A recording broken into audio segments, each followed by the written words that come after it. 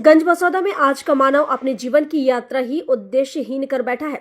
वह शिक्षित होकर भी दिशाहीन है, क्योंकि उसने विद्या के साथ विनम्रता का मेल नहीं किया। जिस विद्या से अहंकार बढ़े वह अज्ञान है, और जिस विद्या से नम्रता झुके वही सच्चा ज्ञान है। जिसके पास सौंदर्य, बल, धन और यौवन का गर्व है, यदि वह विनम्र नहीं है तो उसका साम्राज्य पल भर में ढह जाता है।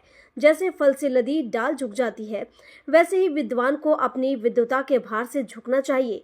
जीवन की सुंदरता किसी बाहरी वैभव में नहीं, बल्कि भीतर की सच्चाई में है। जब मनुष्य अपनी आत्मा से संवाद करता है, तभी उसे जीवन का अर्थ समझ आता है। यह बात स्थानीय मानस भवन में बुधवार से प्रारंभ हुई 3 दिवसीय आध्यात्मिक प्रवचन की श्रृंखला में मनीषी साध्वी प्रज्ञा भारती पंछी देवी ने धर्म सभा को संबोधित करते हुए कही। विदुषी वेदांत साधिका प्रज्ञा भारती ने आध्यात्मिक वाक्य उच्चारित किए तो मानस भवन का वातावरण क्षण भर में मौन हो गया। वाणी में ओज था, परंतु भावों में करुणा और चेतना का स्पंद। उन्होंने युवाओं को संदेश देते हुए कहा कि जीवन का अर्थ केवल सफलता नहीं, सार्थकता है। जब तक मनुष्य अपने जीवन के उद्देश्य को नहीं पहचानता, तब तक वह केवल भटकाव में जीता है। आत्मा का साक्षात्कार ही जीवन का परम लक्ष्य है। वही क्षण है जब भीतर का दीपक जल उठता है और अंधकार मिट जाता है। उन्होंने आगे कहा कि मनुष्य के जीवन में सबसे बड़ा शत्रु उसका अस्थिर मन है। जब तक मन शांत नहीं होगा, तब तक ईश्वर की अनुभूति असंभव है। स्थिर मन में ही शांति और भक्ति दोनों का वास होता है। धर्म सभा में नौलखी खालसा के श्री महंत राम मनोहर दास जी महाराज ने भी प्रवचन देते हुए कहा कि जो व्यक्ति भलाई करना सीख गया, उसके जीवन में सत्संग का प्रभाव अवश्य है। संतों की संगति वह भूमि है जहां से आत्मा के फूल खिलते हैं। उन्होंने कहा कि सत्संग केवल सुनना नहीं, उसे जीना है। संत वचन जीवन के मार्गदर्शक दीपक हैं, जो अंधेरे में भी यह राह दिखाते हैं। 3 दिवसीय आध्यात्मिक प्रवचन का आयोजन समाजसेवी वरिष्ठ अधिवक्ता स्वर्गीय माधव प्रसाद तिवारी की स्मृति में अधिवक्ता Madan Tiwari, doctor S.M. Tiwari, advocate Arvind Tiwari एवं रामायण मंडल ट्रस्ट के सहयोग से किया गया। मंच का संचालन आचार्य पंडित केशव शास्त्री द्वारा किया गया। 7 नवंबर तक आयोजित आध्यात्मिक प्रवचन दोपहर 3 बजे से शाम 5:30 बजे तक आयोजित किया जा रहा है।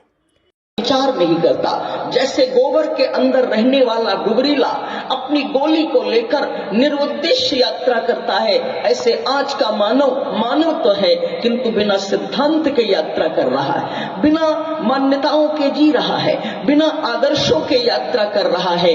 मानव के पास विद्या का धन है, मानव के पास सौंदर्य का धन है, मानव के पास बल का धन है, मानव के पास यौवन का धन है, लेकिन ये सारे धन कालांतर में धराशायी हो जाते हैं। अगर कोई विद्वान है, विद्वत्ता का अगर किसी व्यक्ति को अभिमान हो जाता है, तो विद्वत्ता का धन भी छीण हो जाता।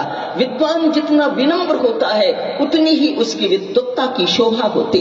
विद्वत्ता का धन विनम्रता के अभाव में धराशायी होता। अगर किसी व्यक्ति के पास संसार की संपत्ति का धन है, दरिद्रता आने पर संसार की संपत्ति का धन छीण होता।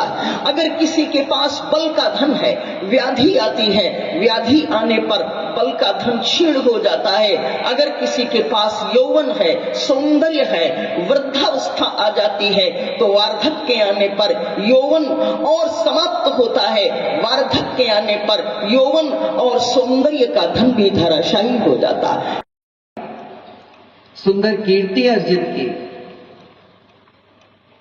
ऐश्वर्य प्राप्त किया, और जो किसी का अच्छा करना सीख गया, भलाई करना सीख गया, इन सबके मूल में यदि कुछ है तो वह है सत्संग। बहुत स्पष्ट गोस्वामी जी का उद्घोष है, मति कीरति गति भूति भलाई, जब जही जतन जहां जही पाई, सो जानब सत्संग प्रभाव, लोकहु वेद न आन उपाऊ। मति, कीर्ति, गति, भूति, भलाई, इन सबको गोस्वामी जी कह रहे हैं जहां पाया, जिसने पाया, जब पाया, उसके मूल में संतों की संगति ही है। अभी हमारे मंच संचालक परम वंदनीय अर्चनीय परम पूज्य श्री शास्त्री जी वे मानव शरीर की महिमा का प्रतिपादन कर रहे थे। दुर्लभो मानुषो देवो। गंज बसौदा से ओम प्रकाश चौरसिया की रिपोर्ट।